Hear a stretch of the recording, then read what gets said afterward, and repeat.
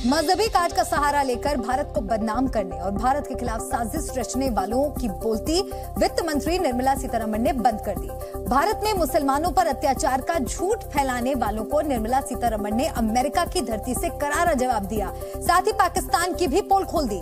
वित्त मंत्री ने पाकिस्तान में हिंदुओं पर हो रहे अत्याचार का हवाला देकर हमला बोला। साथ ही भारत में रह रहे मुसलमानों की सुरक्षा का तथ्यों के साथ जवाब दिया। भारत ने पूरी दुनिया के सामने पाकिस्तान के मजहबी प्रोपेगेंडा को कर दिया fail.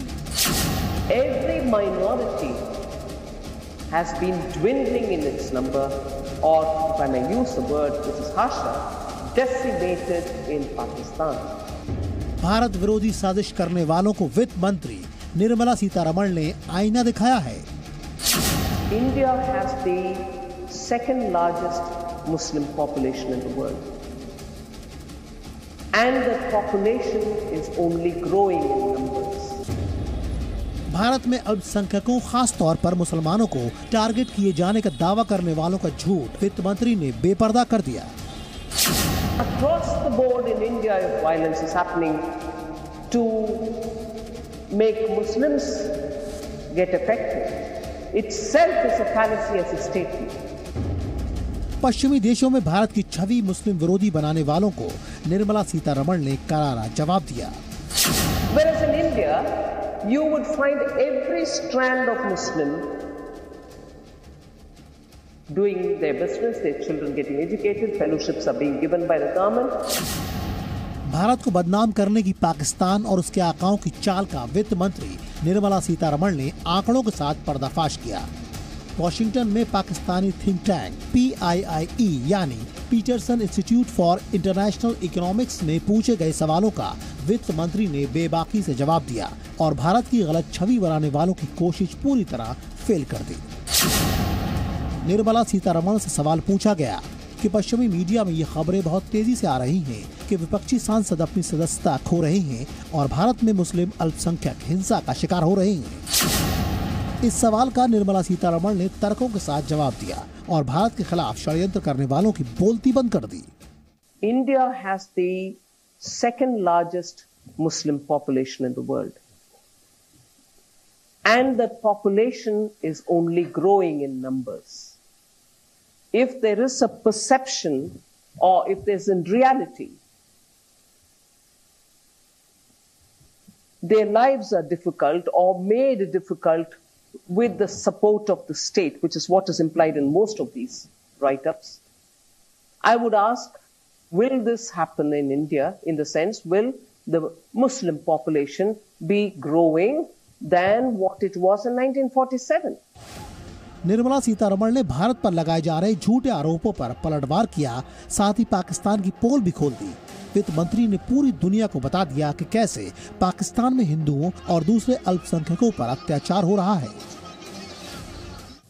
Pakistan, which was formed at the same time, India was divided into two, Pakistan.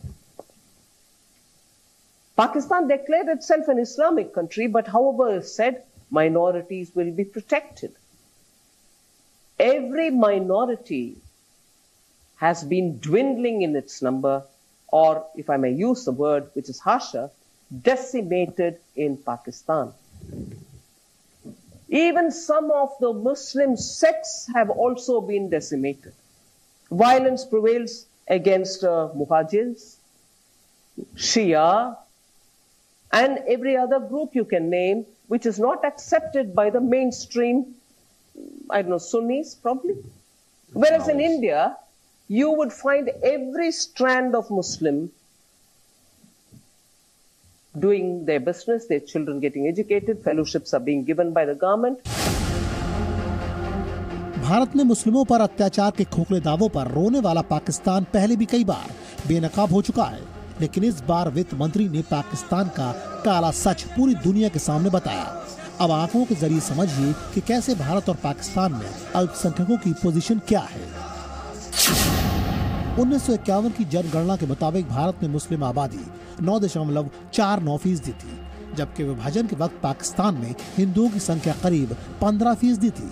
2011 की जनगणना के हिसाब से भारत में मुसलमानों की संख्या बढ़कर 14.23 हो गई, जबकि पाकिस्तान में 2017 की जनगणना के मुताबिक हिंदुओं की संख्या घटकर महज 1.6 रह गई है।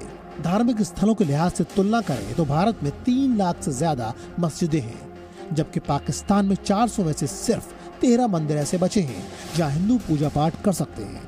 आंकड़े पूरी तरह गवाही दे रही हैं और भारत में रह रहे मुसलमान भी हकीकत बयान कर रहे हैं। निर्मला सीतारमण जी ने जिस तरह से बयान आया है सामने, वो बिल्कुल सही बयान है उनका। और मेरा कहना तो ये है कि मुसलमान भारत में जितना सुरक्षित है और सेफ है, पूरी दुनिया में वो उससे ज्यादा कहीं भी नहीं।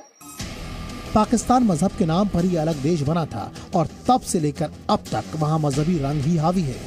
पाकिस्तान बार बार भारत में मुसलमानों के साथ नाइंसाफी का रोना रोता है, लेकिन सच ये है कि पाकिस्तान में हिंदुओं के खिलाफ लगातार हिंसा बढ़ी है। यही वजह है कि वित्त मंत्री ने पूरी दुनिया को भारत में आने और हकीकत खुद जानने का न्योता भी दे दिया।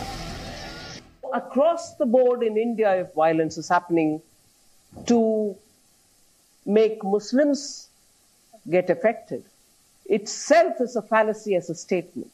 To say it's all the blame of Government of India, I would want to say, then tell me, between 2014 and today, has the population dwindled? Has the deaths been disproportionately high in any one particular community?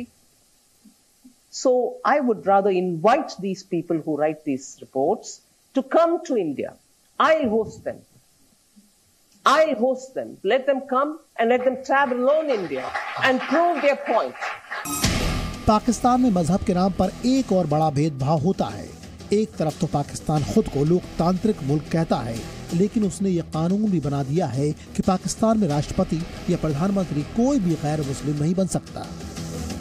यानी पाकिस्तान में अल्पसंख्यकों को बराबरी का हक मिलने का दावा पूरी तरह खोखला है।